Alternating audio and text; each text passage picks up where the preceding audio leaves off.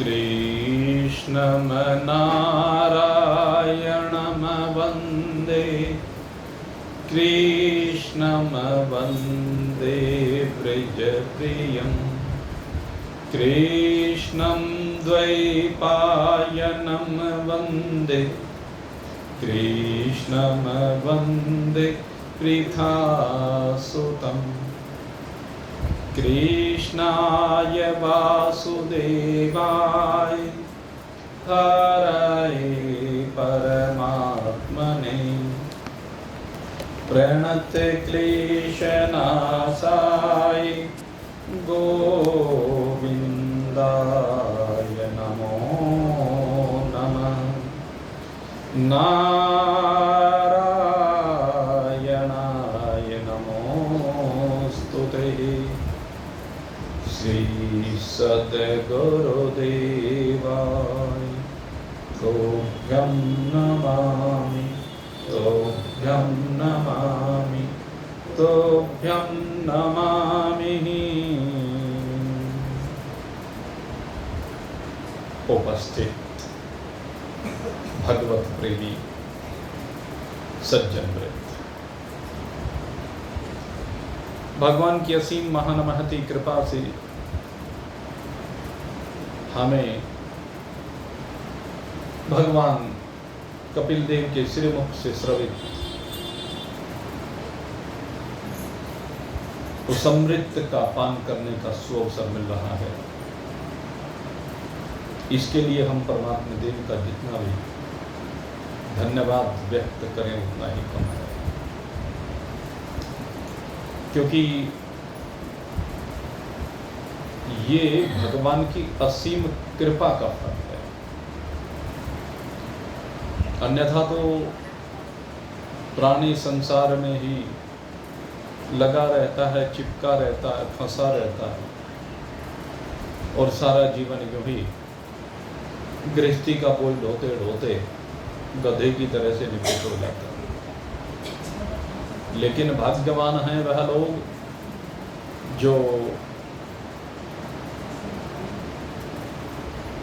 इस भगवान के श्रीमुख से श्रवित प्रसाद का पान कर रहे हैं। तो आइए, आज कपिल भगवान हमें अष्टांग योग की ओर लेकर के चल रहे हैं। लेकिन अष्टांग योग से पहले कुछ दो चार बातें वो कह रहे हैं।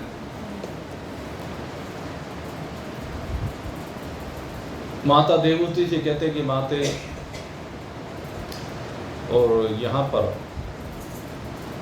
कल भी मैंने आपको बताया था कि वो माता नहीं कहते, वैसे योगस्य लक्षणं वक्ष्ये स बीजस्य नृपात्मगे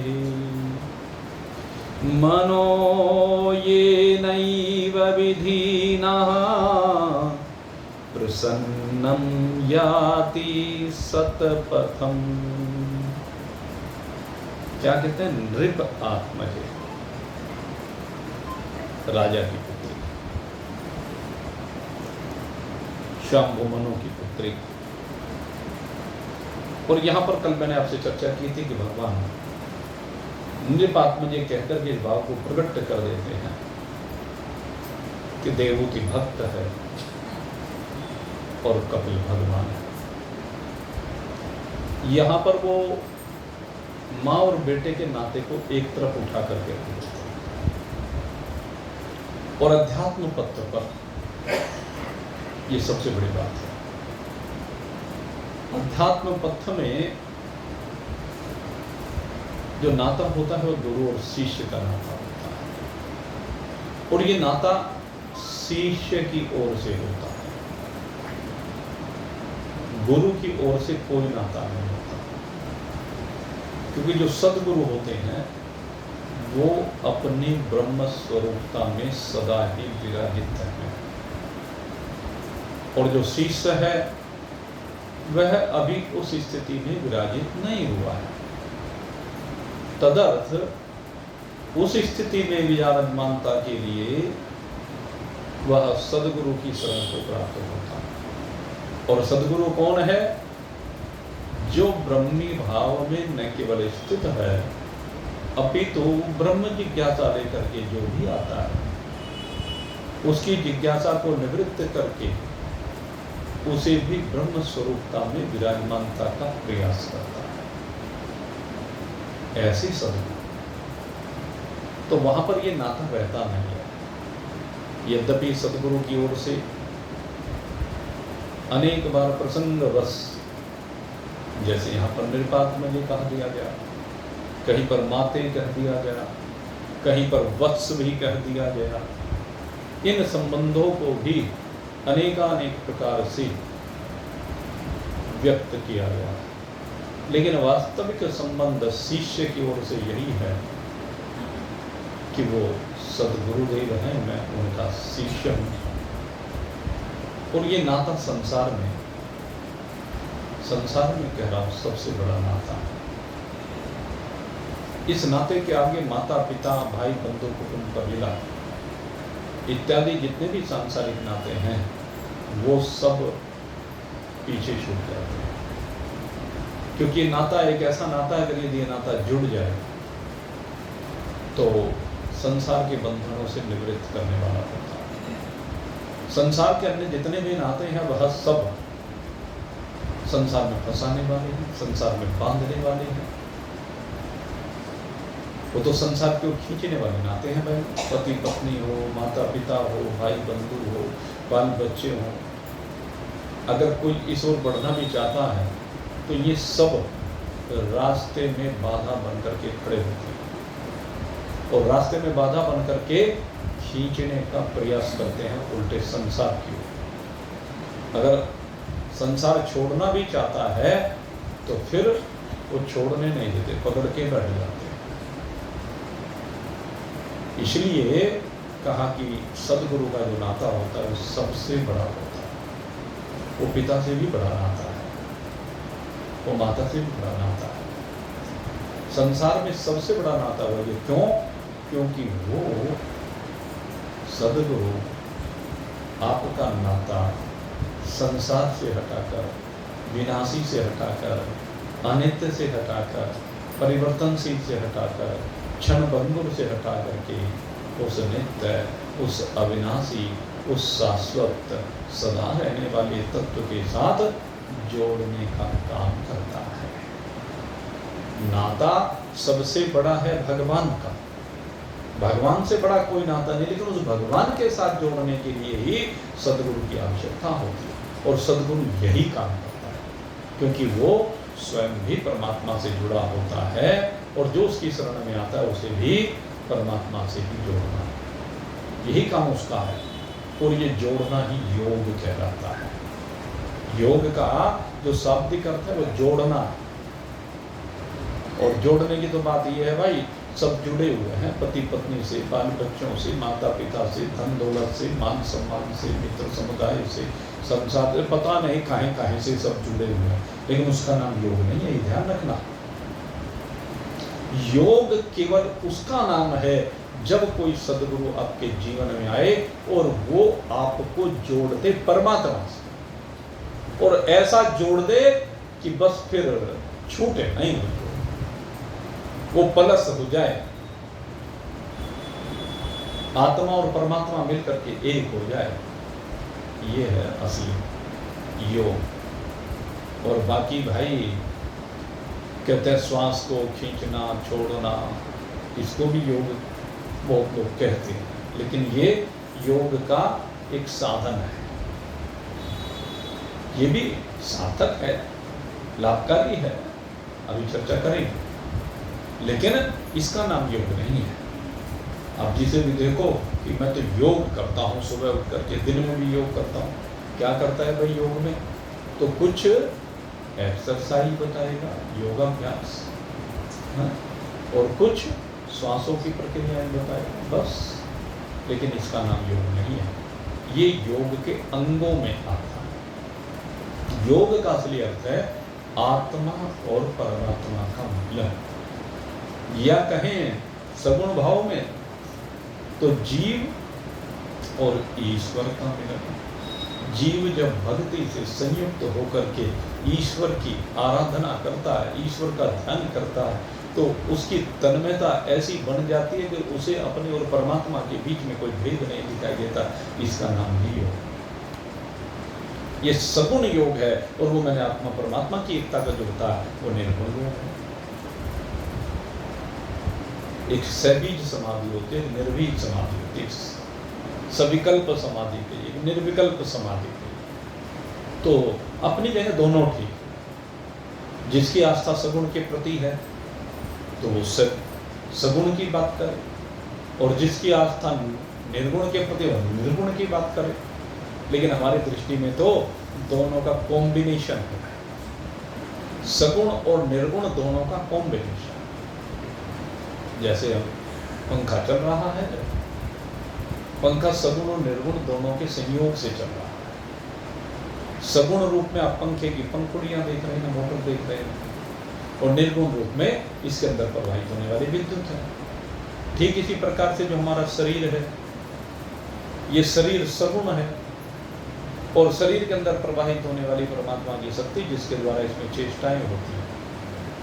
अंग प्रत्यंग अपने अपने धर्मों में लग जाते हैं, काम करते हैं, क्रियाएं करते हैं, तो वो जो शक्ति परमात्मा की वो निर्गुण है। तो सगुण और निर्गुण दोनों का मेल है भाई। सगुण के बगैर निर्गुण क्या करेगा भाई? विचार करके देखें। अगर सगुण ना हो तो निर्गुण कुछ नहीं कर सकता, और निर्गुण ना हो तो सगुण कुछ नहीं कर सकता। दोनों ही बातें हैं। इसलिए हम कहते हैं सगुण और निर्गुण दोनों को ठीक प्रकार से समझना चाहिए। साकार और निराकार दोनों को ठीक प्रकार से समझना चाहिए। जब हम ठीक प्रकार से समझते हैं, हमारे जो ये पुराण है इनमें सगुणता को विशेष रूप से महत्व दिया गया है, लेकिन निर्गुणता के आधार पर महत्व दिया है। क्योंकि जब भी किसी को बोध होगा तो वो सगुण से ही होगा, निर्गुण से कभी किसी को बोध नहीं होता। निर्गुण में तो विराजमानता होती है, मैं बार बार कहता हूँ। सगुणता का बात करने के बाद निर्गुण में विराजमान हो जाता है, उस समय परमात्मा की उपस्थिति अनुभूत होती है। लेकिन सहारा तो सगुण का ही लेना पड़ेगा, और सब सगुण का सहारा लेना। जितने भी कर्मकांडिक क्रियाएं सब सगुण है। आप किसी भी रूप में भगवान को प्रसन्न करने के लिए कोई भी क्रिया करो, वो सब परोपकार के अंतर्गत आती है सारी क्रियाएं। उनके माध्यम से आप भगवान की पूजा उपासना आदि करते हैं। आप मंदिर में जाकर भगवान की पूजा पाठ करो, सब शंकर भगवान के ऊपर जाकर के, जैसे श्रावण का मास चल रहा है, खूब जल चढ़ा रहे हैं, दूध चढ़ा रहे हैं, घृत चढ़ा रहे हैं, विभिन्न प्रकार के फल आदि चढ़ा रहे हैं। ये करें, अच्छी बात है। आप अन्य भगवान के स्वरूप जो भी जिसको अच्छा लगता है उसके प्रति अपनी आस्था प्रकट करने के लिए जाते हैं, निष्ठा श्रद्धा विश्वास के साथ जाते हैं, उनको फल फूल आदि अर्पित करते हैं, करें, बड़ी अच्छी बात है। आप गरीबों के यहाँ जाते हैं, उनको जाकर के विभिन्न प्रकार की सामग्री भेंट करते हैं, वो भी बड़ी अच्छी बात है भाई। आप संसार में समाज में रह करके अनेकानेक समाज के हित के कार्य करते हैं, जिससे दूसरे को लाभ हो, तो बड़ी अच्छी बात है भाई। आप अग्निहोत्र यज्ञ करते हैं, बड़ी अच्छी बात है भाई। लेकिन ये सब के सब क्या है कि सगुण साधन ही तो है भाई। बताओ इनमें निर्गुणता किसमें? ये सब सगुण साकार साधन है। और इसके बाद के तो उपासना की बात आती है।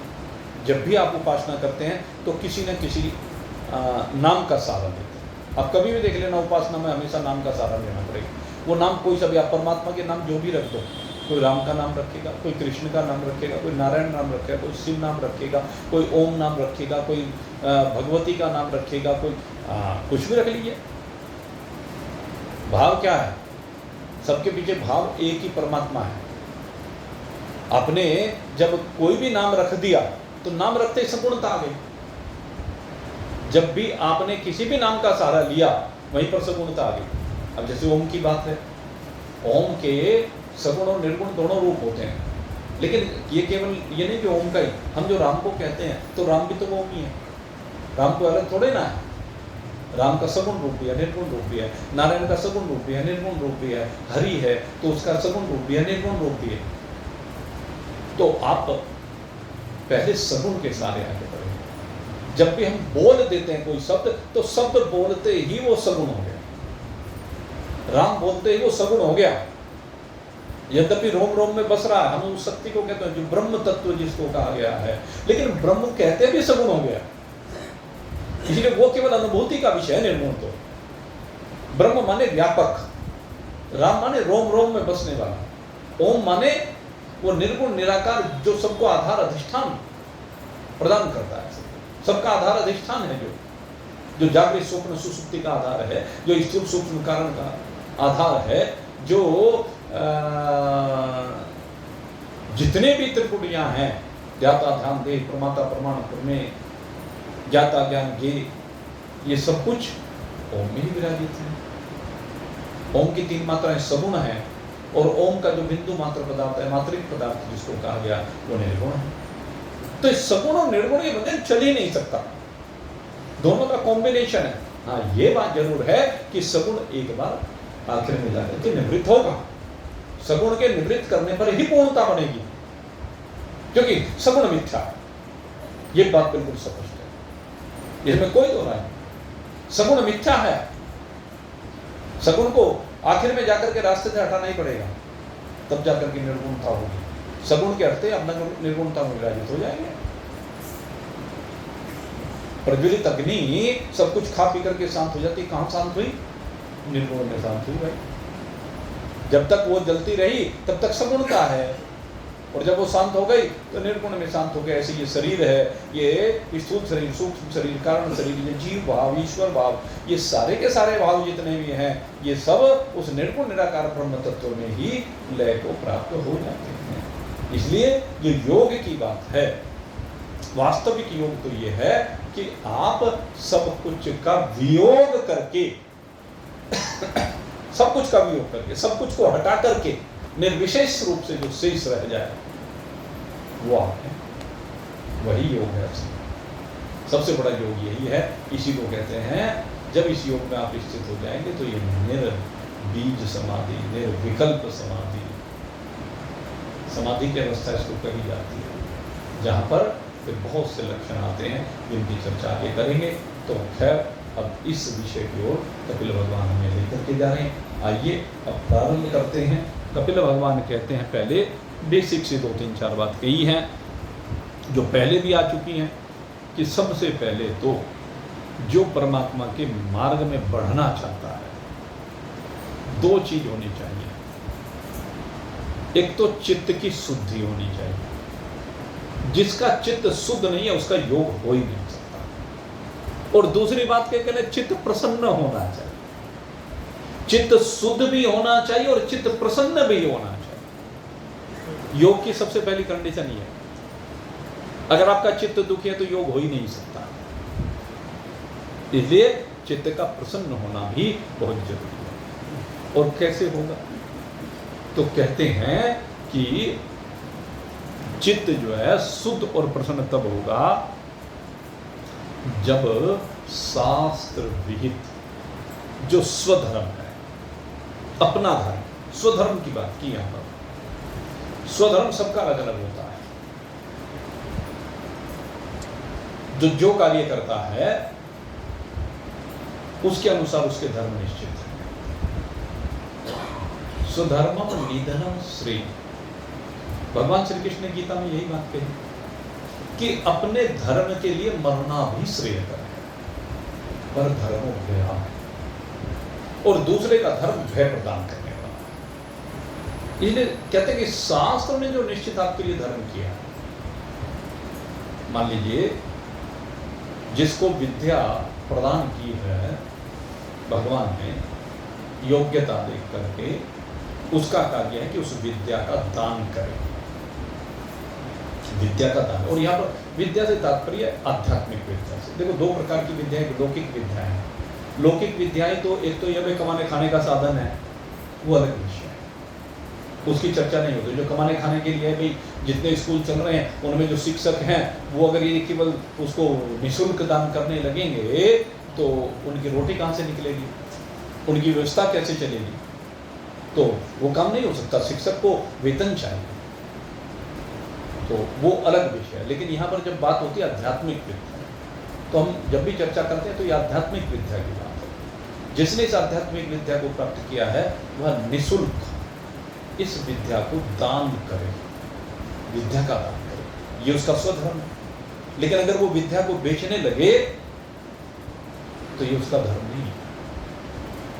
यहीं पर दे रहा विद्या ये एक निशुल्क दे रहा है, एक सशुल्क दे रहा है। तो जो विद्या को दे रहे हैं निशुल्क, वो तो गुण हो गया, और जो सशुल्क दे रहे हैं वो दोष हो गया। आज जितने संत महात्मा कथावाचक आप देखते हैं, वो सब यही काम करते हैं, इस आध्यात्मिक ज्ञान को प्रदान करते हैं। अब वो कितना प्रदान करते हैं वो तो सबकी अपनी अपनी पात्रता है कि उन्होंने क्या ग्रहण किया है। और फिर हमने तो ये भी देखा, ग्रहण बहुतों ने कर रखा है, नहीं अभी हम तो जो है जनता की नबज देख के जो है ना तब करते हैं। मेरी एक संत से बात हुई कथावाचक से, मैंने कहा भाई तुमने गलत काम शुरू कर दिया, ऐसा नहीं करना चाहिए तुझे। चलिए क्या करें, जनता यही सुनना चाहती है। मैंने कहा भाई हमें तो ऐसा लगता नहीं, तुम्हारा अनुभव गलत है, हमारा अनुभव तो ऐसा नहीं है। जनता वो सुनना पसंद करती है जो हम सुनाना पसंद करते हैं। अगर हम सत्यता को सामने रखें तो जनता उसको सुनना चाहती है। इसको तो जो तू सुना रहा अब इसको सुना करके भूल जाएंगे, किसके याद रहेगा वो, और किसका जीवन बदलेगा इससे। ये तो इनको नचा नचा करके और अपना बस पैसा इकट्ठा करना है। ये अध्यात्म विद्या है, ये अध्यात्म विद्या नहीं है। अध्यात्म विद्या संशय दूर करने से प्राप्त होती है। जो ये संशय दूर किए जाते हैं उसी से तो उसको ज्ञान होगा, उसी से तो उसकी परमात्मा में निष्ठा बनेगी।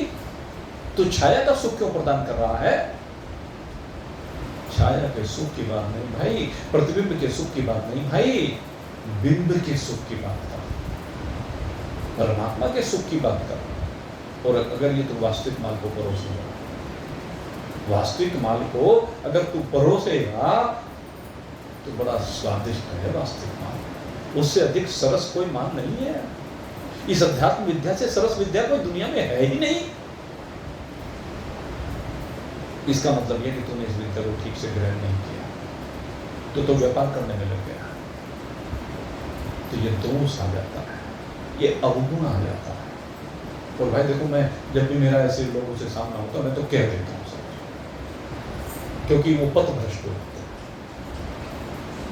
और जो पथभ्रष्ट हो जाता है उसको राह दिखाने का हमारा काम है। वो बुरा माने या भला माने, हमें कुछ लेना देना पड़ता है। तो सीधी सी बात है। कई बार लोग कह देते हैं कि आप इतना स्पष्ट कह देते हो, हाँ भले के लिए कह रहा हूँ, बुरे के लिए कह रहा हूँ क्या?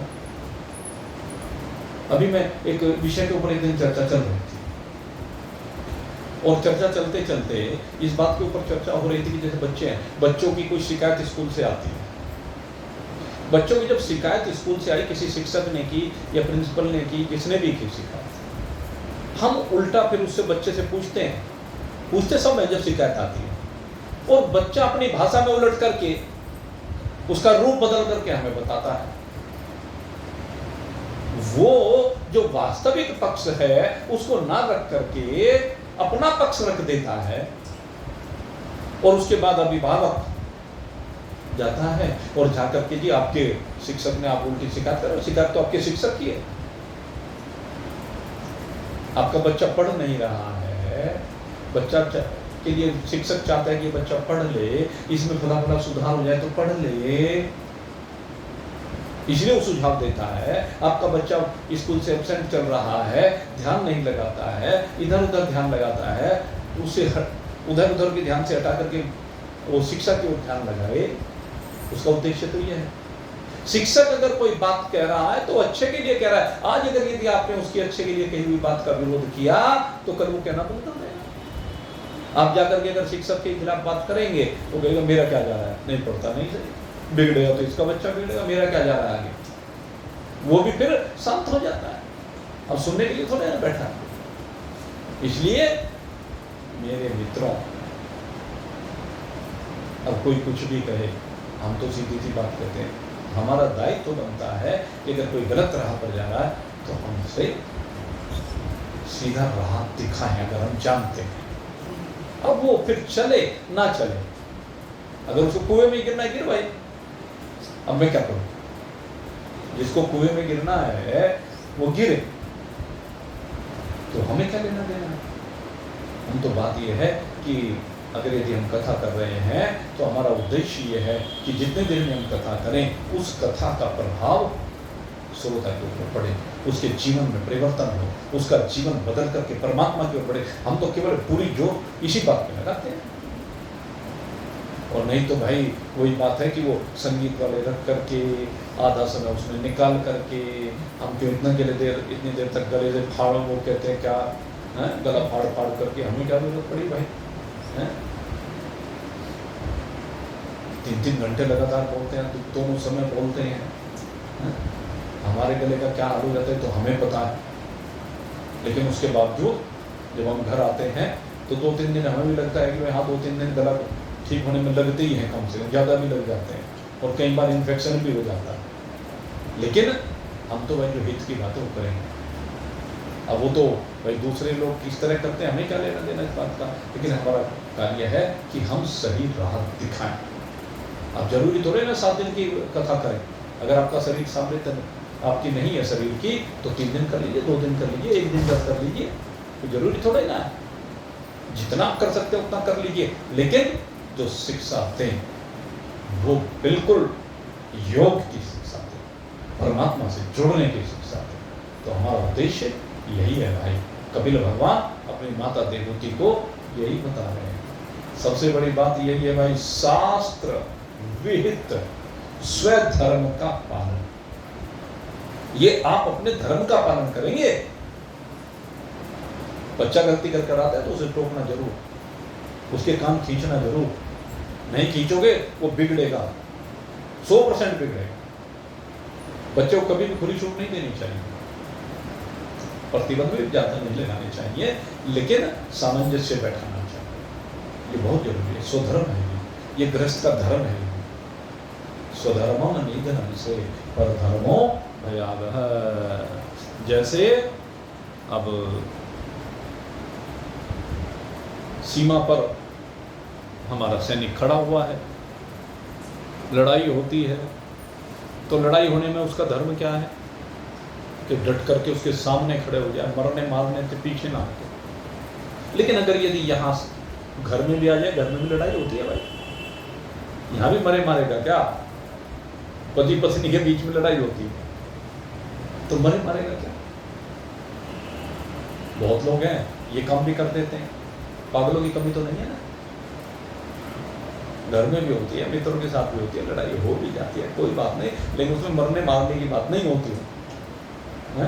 आज एक पागल ऐसा ही सिर फिर आया, बैंक में गया, उसकी पत्नी वहाँ अफसर थी, उसे बुलाया और गोली मार दी, वहीं मर गई।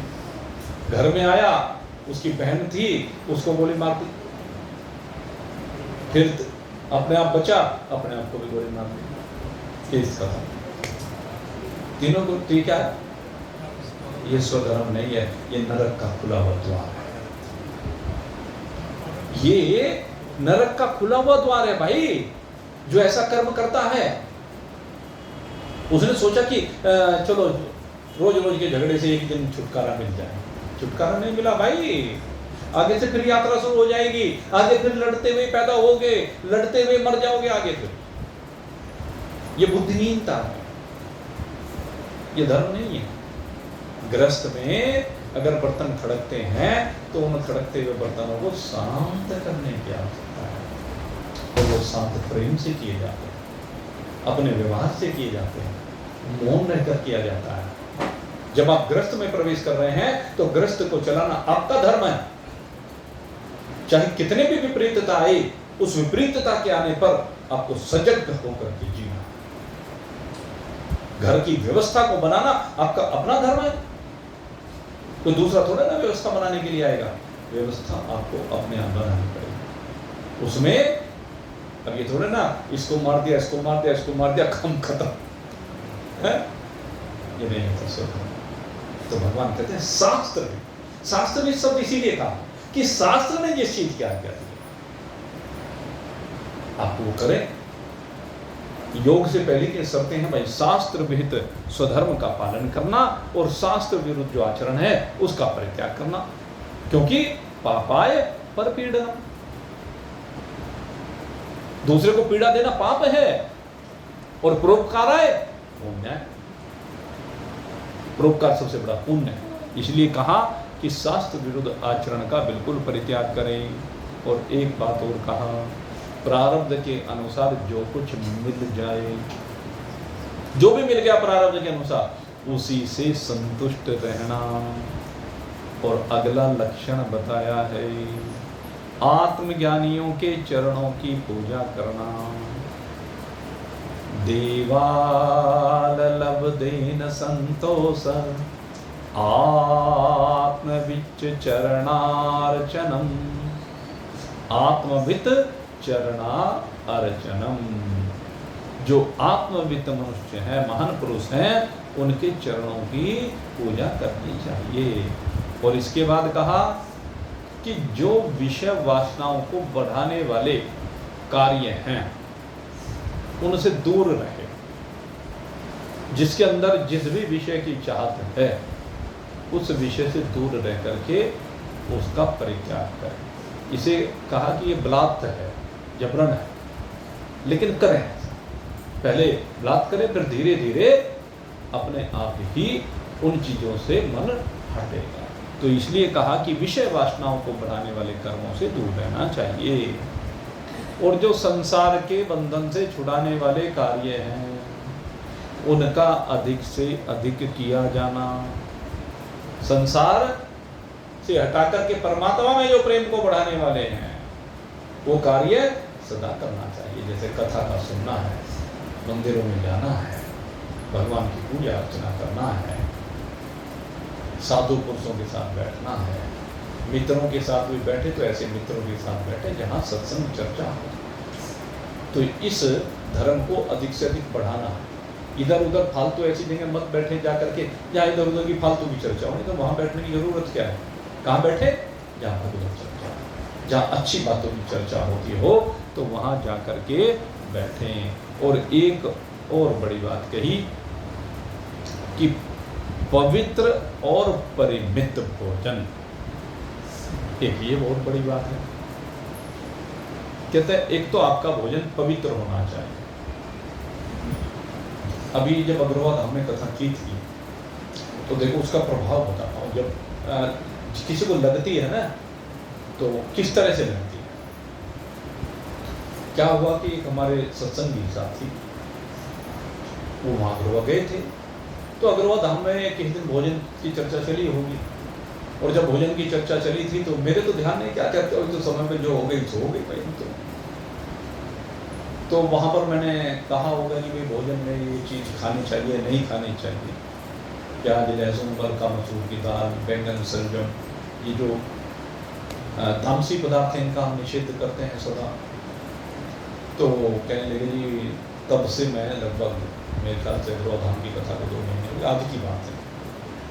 और इन 2 महीनों में जो मैं बहुत ध्यान रखा और संयोग ऐसा हुआ कि मुझे बाहर जाना पड़ गया। और मैं बाहर भी गया, कहने लगे वहाँ उसमें होटल में कोई चीज़ थी ही नहीं। फिर मैं बड़ी मुश्किल से पूछता कि तो एक बता, कहने लगे जी वो ये इडली सांभर है, उसमें प्याज लहसुन वगैरह नहीं है। तो कहने लगे मैंने वो ले लिया और लेने के बाद मैंने उसे खाना शुरू किया। और जब खाना शुरू किया तो मैंने क्या देखा, मुझे ऐसा लगा कि उसमें बैंगन की पत्ती है, उसमें सांभर में बैंगन मिला रखा। तो यानी जैसे मैंने बैंगन की पत्ती देखी मैंने उसको वहीं छोड़ दिया। पर लेकिन ये तब से ही मुझे अपराध बोध हो रहा है कि मैंने संकल्प लिया था कि मैं तामसी भोजन नहीं करूँगा। अब वो अपराध बोध से ग्रसित थे, इसलिए उनका फोन है। अब भाव गई कि 2 महीने से लगातार वो इस चीज़ का ध्यान रख रहे हैं। और हम तो भाई सारी जिंदगी से ध्यान रखते हैं, जब से ये सब चीज़ें छूटी हैं, बहुत लंबा समय हो गया। तो मेरे से कहा, मैंने कहा देखो तुम अपराध बोध से ग्रस्त मत हो। अगर अनभिज्ञता में कोई अभक्ष्य पदार्थ ग्रहण कर लिया जाता है तो उसमें कोई दोष नहीं है। एक मैं आपको बताऊं, जैसे आप चिंतन करके देखिए, आप अनाज खाते हैं बाजार का पिसा हुआ, अब उसमें कोई जीव पड़ जाए, आपने खूब अच्छा साफ भी कर लिया, लेकिन किसी दाने के अंदर और वो आपकी दृष्टि में ना आए, अब वो पिसेगा तो जरूर, अब वो पिस करके आपके आटे में भी शामिल हो जाएगा। आपको पता है क्या, बाजार का लाए तो चलो घर में तो हमने साफ कर भी लिया, लेकिन बाजार से अगर ये आप लेकर के आते हैं तो उसमें तो आपको पता है क्या कितनी कंकड़ उसमें मिल गई, कितनी चूहे की बिंगन उसमें मिल गई। हंस रहे, मैं हकीकत बता रहा हूं आपको। हाँ, हमने सब देखा है, आपने भी सबने देखा है। अब वो खाई गई कि नहीं खाई, घृणा आती है सुनकर तो, लेकिन हकीकत है। लेकिन आपने जानबूझ के खाई क्या, अनभिज्ञता में वो मांसाहार हुआ है, लेकिन वो मांसाहार की श्रेणी में नहीं आएगा, इसलिए अपराध बोध नहीं। आप जितना ध्यान रख सकते हैं उतना ध्यान आपने रखा, और उसके बाद भी अगर यदि कहीं गलती हो गई, एक आध बार हमारे साथ भी हुई कहीं गलती, हम बहुत पूछ के करके खाता है, नहीं मिलता तो नहीं खाते हैं, हमने तो अपना सिस्टम बना रखा है। लेकिन मान लीजिए किसी ने कह दिया, हलवाई ने भी कह दिया नहीं जी सब्जी में प्याज नहीं है, और कोई बात नहीं खा ली, लेकिन रात को सोने के बाद हमें पूरी रात नींद नहीं आती। मैं आपको बताऊं, अगर शरीर के अंदर कभी प्याज चला गया तो पूरी रात नींद नहीं आएगी। तब रात को हमें पता चलता है कि आज जो भोजन किया गया उसमें प्याज था, अब उसमें मैं अपने को दोषी क्यों मानूं भाई। भगवान ने कहा जानबूझकर किया गया पाप पाप होता है, अनभिज्ञता में अगर कोई हो गया वो पाप नहीं। आपके पैर के नीचे आकर के चींटियां मर गई और आपको पता नहीं, आपने जान के थोड़े ना मारा, मर गई, तो वो पाप की श्रेणी में नहीं आता है। इसलिए ये सब चीजें जब कहा सुना जाता है, सही राह दिखाई जाती है, तो जीवन में समाहित हो जाती है। लेकिन फिर मैं कहता हूँ 100% अगर समाहित नहीं हुई, 1-8% भूलवश ऐसा कुछ हो गया, तो उसमें अपराध बोध से संयुक्त होने की जरूरत नहीं है। अपराध तो तब है कि एक बार भूल का आपको पता चलेगा, फिर भूल करें तो फिर उसके प्रति सजग हो जाइए। आपको पता चल गया भाई कि इडली सांभर में भी बैंगन हो सकता है, तो आप बैंगन भी पूछ लीजिए। जब आपने प्याज पूछा है तो बैंगन भी पूछ लीजिए। वो तो वैसे तो भाई पेठे का, लौकी का, और उसमें एक दाल होती है चने की, शायद वो उनका बनता है। अब उसमें बैंगन का तो कोई काम होता नहीं, लेकिन अब किसी ने डाल दिया, अब हलवाई ने अगर डाल दिया तो डाल दिया, आपको नहीं पता तो आगे उसको पूछ लीजिए, एक नहीं बात पता। तो खैर, कही सुने का प्रभाव होता है। एक व्यक्ति गांव का बहुत सालों के बाद मिला, आया, वो कभी शुक्रताल कथा हुई थी सन 2012, शुक्रताल में कथा हुई, तो वहां पर हमने संकल्प लिया था, बोले गुरुजी मैंने तो वहीं पे बीड़ी छोड़ आया था। मैंने कहा बड़ी अच्छी बात, वो तो याद रहती है। तब से उसने उन विकारों से बाहर निकल गया कि नहीं उसका इतना लाभ हुआ, मैं फला जगह पर चाय छोड़ आया था, उसका इतना लाभ हुआ, ऐसी सजगता आ गई, चैतन्यता आ गई। चाय छोड़ने से इतने सारे दिन जो सर भारी भारी रहता था, जब से चाय छोड़ी 2-4 दिन तो महसूस हुआ, क्योंकि वो एक अभ्यास बना हुआ था। लेकिन 2-4-8 दिन के बाद फिर वो अभ्यास खत्म हो गया, और अभ्यास खत्म हो गया तो जो सारे दिन कहते हैं कि वो आलस्य आया रहता था, वो आलस्य दूर हो गया, चैतन्यता आ गई, दिमाग खुला रहने लगा। क्योंकि चाय तो नशीला पदार्थ है, ये दिमाग को विकृत करता है, नशा है ना, अब वो तो दिमाग को विकृत करेगा भाई। और जिसने छोड़ दी उससे पूछ के देखो, उसके दिमाग में चैतन्यता रहती है, उसके दिमाग में वो आलस्य निद्रा उतनी नहीं होती है।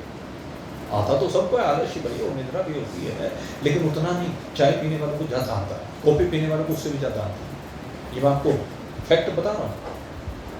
और वो श्याम भाई है सिंगर, उनसे पूछ के देखना, कहते हैं मुझे तो नया जीवन मिल गया चाय छोड़ करके, वृंदावन में छोड़ के आए थे, नहीं वो जगन्नाथपुरी में छोड़ के आए थे, और तब से कभी हाथ नहीं लगा, कभी इच्छा नहीं हुई। तो खैर जो संसार के बंधन से छुड़ाने वाले हैं उन सब अपवित्र और भोजन को छोड़ना चाहिए, और परिमित भोजन करना। एक क्या है कि परिमित भोजन माने जितनी भूख हो उसका 75% भोजन करना है, 100% कभी नहीं करना चाहिए, ठसाठस भरना नहीं चाहिए। ये योग के लिए बहुत जरूरी कंडीशंस हैं। और एक बात और कही कि निरंतर एकांत सेवन करना। योग किसका सिद्ध होता है? जो एकांत का भी सेवन करे। अब एकांत अजी घर में कैसे एकांत मिलता है? अरे आप बिस्तर पे पड़े हुए हैं, बिस्तर पे पड़े पड़े भी आप एकांत में रह सकते, क्यों नहीं रह सकते? संबंध तो मन का है, संबंध मन का है। मन को शांत करके आंख बंद करके लेट जाइए, एकांती है। आंख बंद तो फिर संसार कहां दिखता है? तो एकांत का सेवन कीजिए। ये बहुत जरूरी है कि आप एकांत का सेवन करें और एकांत में भगवान का स्मरण करें और निर्भय स्थान में रहना। ऐसे स्थान पर रहें जहां पर आपको भय ना हो। ये योग की कंडीशंस बताई जा रही हैं, योग के लिए जरूरी है ये सब। और इसके बाद कहा मन वाणी और शरीर से किसी भी जीव को ना सताएं। तो इस प्रकार से ये बेसिक बातें पहले बताई। अब अष्टांग योग की चर्चा भगवान कपिल कर रहे हैं, और इन अष्टांग योग में अब क्या क्या आता है, अब इसकी चर्चा प्रारंभ होती है। सबसे पहले कहा अहिंसा सत्यमस्तेयं यावदर्थपरिग्रह ब्रह्मचर्यं तपः शौचं स्वाध्याये पुरुषार्चनम् मौनं सदा संजयस्थैर्यं प्राणजयः शनैः प्रत्याहारश्च इन्द्रियाणां विश्यान मनसः हृदि। पहले दो श्लोक। सबसे पहली चीज कही अहिंसा। अहिंसा से तात्पर्य क्या है? अहिंसा से तात्पर्य है हम 3 प्रकार से कर्म करते हैं। शरीर के 3 पार्ट्स ऐसे हैं जिनके द्वारा कर्म किया जाता है। एक तो ये स्थूल शरीर है, सबसे पहला पार्ट, जिसके द्वारा सारे कर्म होते हुए दिखाई देते हैं।